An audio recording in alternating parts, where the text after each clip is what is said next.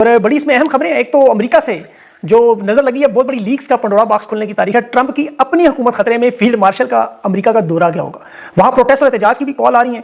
और खान की अडयाला जेल मुलाकातों की लिस्ट में सुहेल अफरीदी का नाम शामिल न होने की वजह भी, और इमरान खान के बेटों ने जनवरी की महीने का बताया कि वो पाकिस्तान आना चाह रहे हैं, आ रहे हैं। फैमिली के साथ जो सलूक हुआ उस पर भी इंसानी हकूक की तंजीमों समेत दुनिया भर से जो सख्त रद्देमल आ रहे हैं, खासतौर पर बरतानिया से। अरब अमारात शहजादे भी पाकिस्तान एंट्री हो रही है, मोहसिन नकवी चापलूसियां भी कर रहे हैं, तहरीक इंसाफ के अंदरूनी खाना मनाने की मुफाहमत की कोशिशें भी जो चल रही हैं वो भी, और खैबर पख्तूनख्वा में कबायली इलाकों में ड्रोन हमले, इस पर तरीके साहब का बड़ा अहम बयान भी है।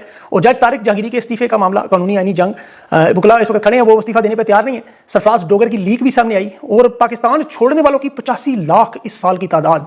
और इसराइल में जो अरब ममालिक की मदद से यमन के टुकड़े करने में कामयाबी, नया मुल्क किसी वक्त भी तवक्को है। और इसराइल अरब अमारात की डील, जो सारा मामला वो भी आपके सामने रखूंगा। तफसील से बात करें तो सबसे पहले जो अमन, गजा अमन का मामला, और अमेरिका इस मामले में इस वक्त तहलका मचा हुआ है बड़ी शिद्दत से, क्योंकि डोनाल्ड ट्रंप के ऊपर शदीद तरीन दबाव आने वाला है। गजामन और डोनाल्ड ट्रंप, ये दो चीजें अपने ज़हन में रखें। ट्रंप की जो मामला है वो उनकी वफाकी हुकूमत ने, महकमा इंसाफ ने जुम्मे वाले दिन ट्रंप के ऊपर जो सबसे बड़ा केस, जेफरी एप्स्टीन केस, बच्चों के मामले में ट्रंप की जो दस्तावेजात, कांग्रेस ने 2/3 अक्सरियत से कानून मंजूर किया। महकमा इंसाफ को हुक्म दिया कि जितनी फाइलें हैं बगैर सेंसर किए तीनों सफात अवाम के सामने रखें। जेफरी एप्स्टीन के साथियों के मुतालिक जो मवाद है उसमें इस्तिस्ना जो दिया, प्ली बार्गेन मुआहदे हुए, अंदरूनी खतरों की किताबत हुई, 300 GB का डाटा, वीडियोस, तस्वीरें, ऑडियोज। ये 2006 से फ्लोरिडा में जो मुआहदा था, जहां ये फाइलें दबा दी गई थी, जो फ्लोरिडा, न्यूयॉर्क और वर्जिन आइलैंड पे छापे मार के वहां से निकाला गया मामला, जिसमें गवाहान के इंटरव्यूज हैं, कमर्शियल निजी जहाजों से मुलाकातें हैं, सफरी लॉग्स हैं, और ट्रंप की बड़ी तस्वीरें और वीडियोज हैं। ये ज़ाहिर मिड टर्म इलेक्शन और ट्रंप की सदारत तक इसमें खतरे में जा सकती है। इसीलिए तवज्जो हटाने के लिए गजा का मामला बहुत बड़ा बन चुका है। देखिए, इस तरह के केसेस डिस्ट्रक्शन के लिए, मतलब तवज्जो हटाने के लिए बैन अल-अक़वामी मामलात, यानी किसी दूसरे मुल्क पर हमला कर दें, ईरान, चीन या कोई नेटो पे, या कोई इमिग्रेशन के हवाले से, या कोई सिक्योरिटी थ्रेट, कोई दहशतगर्दी, साइबर अटैक वगैरह वगैरह, ये एक रवायत रही है। ये गजा अमन मंसूबे में अचानक तेजी क्यों आई?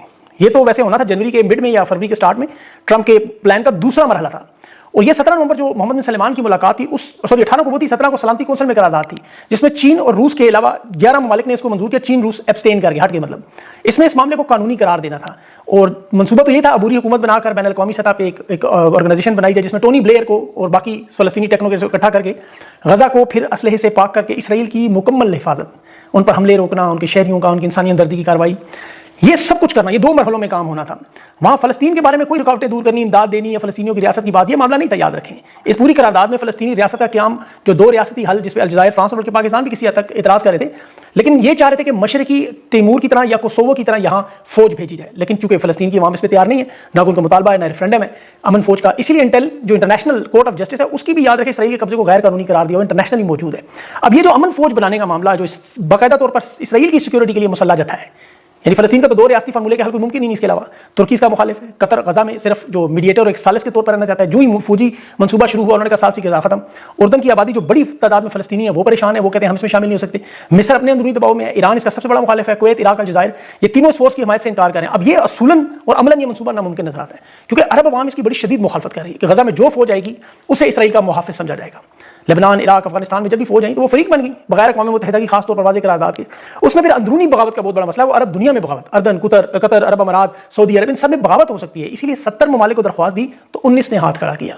3 ऐसे हैं जो यहाँ फौज भेजने पर तैयार हुए, अज़रबैजान, इंडोनेशिया और पाकिस्तान।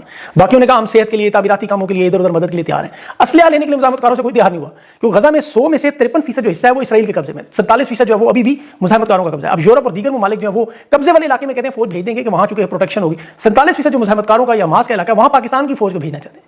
तुर्की ने कहा हमें हिस्सा बनाए, हमारा सफारतखाना है, हमारे ताल्लुकात, नहीं, आपको नहीं, आप पर एतमाद नहीं, पाकिस्तान पर एतमाद है इसराइल। जरा अंदाजा करें और गौर करें इस बात पर कि इसराइल के ज़ेर इंतजाम इलाकों में पाकिस्तान की फौज को काम करने की मंजूरी दी जाती है। यह जंगबंदी का दूसरा मरहला है, और अभी तक पहला तो पूरा हुआ ही नहीं। पहले में इसराइली यरगमालियों की, फलस्तीनी कैदियों की रिहाई थी, ये मुकम्मल जंगबंदी थी, जो गजा की पट्टी से इसराइल का इनखला था। अब इसराइल ने तो साफ साफ कह दिया इनखला हम नहीं करेंगे, बल्कि उन्होंने कहा ये जो अभी हफ्ते वाले दिनों ने मजीद एक बड़ा हमला करके वहां सीनियर उनका मार दिया बंदा भी। अब ट्रंप और नेतन्याहू की 29 दिसंबर को जनूबी फ्लोरिडा में मुलाकात है, जिसके बाद एक रोड मैप बनाना है, और इसी सिलसिले में field marshal general Asim Munir को भी बुलाया जा रहा है। ट्रंप ने जो नेतन्याहू से कहा कि जंग के बाद की जो सिक्योरिटी होगी वो मुकम्मल इसराइल की होगी। पूरी कोशिश यही है कि 27 दिसंबर को ट्रंप नेतन्याहू की मुलाकात में, यानी इस दौरे से पहले पहले ये इंटरनेशनल जो फौज के एहलकार हैं उनकी तैनाती जैसे पाकिस्तान, इंडोनेशिया और अज़रबैजान से करवा लें।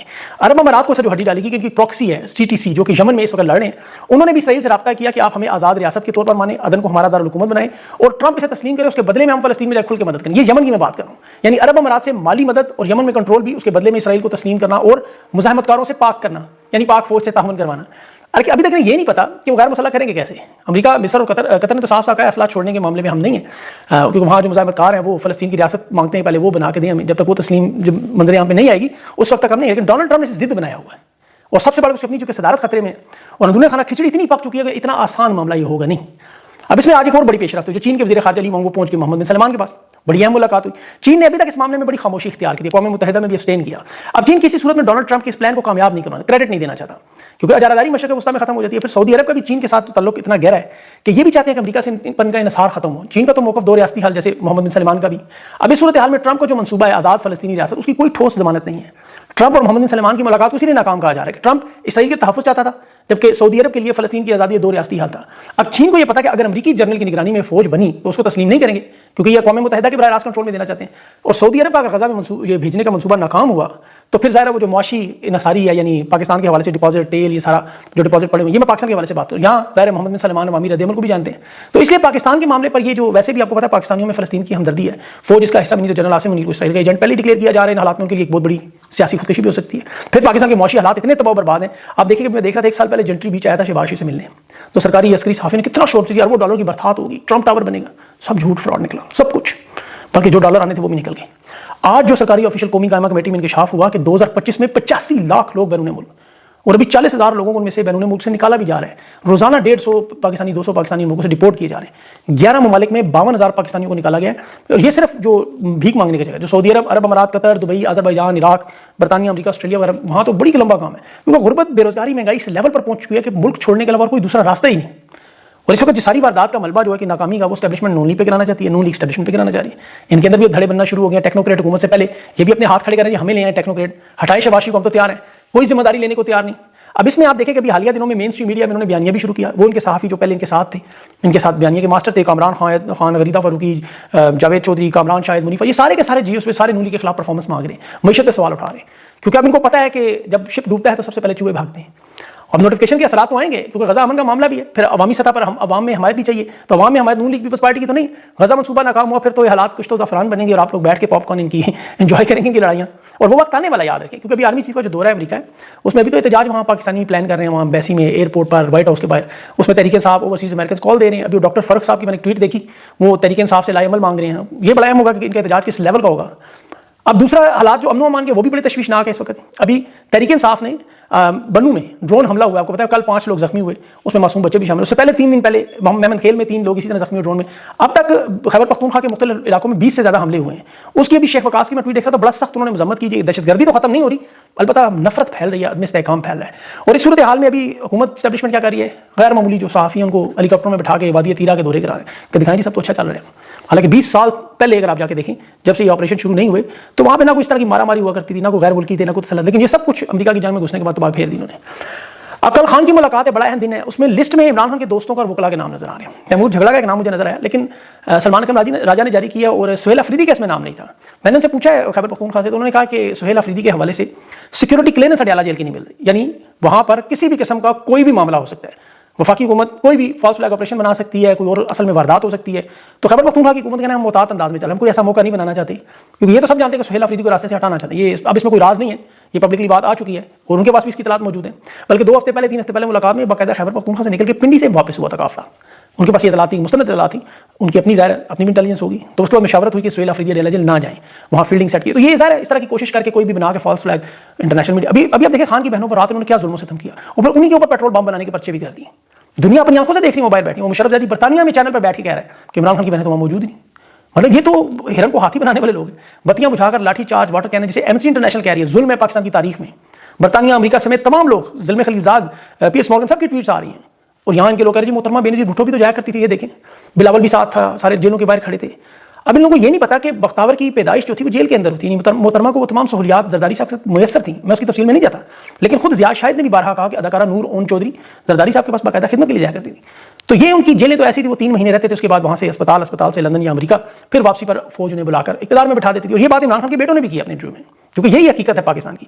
अब खान के बेटों के हवाले से जनवरी के महीने में उन्होंने कहा हमने वीज़े तो अप्लाई किए हैं, हुकूमत ने हमें सिग्नल दिया है कि जनवरी में आपकी मुलाकात करवा सकते हैं। और मुलाकात के लिए ज़ाहिर है मेरे ख्याल से पहले अडयाला जैसे शिफ्ट करना ज़रूरी होगा, ताकि वो सारे बयानिया जो इनका बना हुआ है वो खत्म किया जा सके और बताया जाए देखें जी कितनी बेहतरीन है। वो इस्लामाबाद की जेल बड़ी खूबसूरत, बड़ी शानदार बनाई जा रही है। और ज़ाहिर इस्लाम जो इमरान खान पे जुल्मों से था उसे भी कवर करना है। तो उसके लिए भी ताज़ा तरीन एक और पेशरफ्त हुई है, जो अमेरिकन कौंसल जनरल है टॉम एकर्ट, उसकी खैबर पख्तूनख्वा स्पीकर से मुलाकात हुई है। और पिछली दफ़ा उसकी मुलाकात के बाद भी खान की बहनों की मुलाकात हुई थी। और तहरीक इंसाफ का मुफाहमती ग्रुप जो साबका लोग हैं वो भी खान की मुलाकातों के लिए अपना रास्ता बनाने की तरफ कोशिश करें कि हुकूमत के साथ रब्ता किया जाए। बल्कि मेरे पास तो इतला कि अरब अमारात में उन्होंने कोशिश कुछ लोगों ने की है, और उसकी मैं अभी तफसील में नहीं जाता, वो कह रहे हैं अभी इसकी बात ना कीजिएगा। बहरहाल उसमें इमरान खान के बेटों का मौक़िफ़ मैंने बता देता हूँ।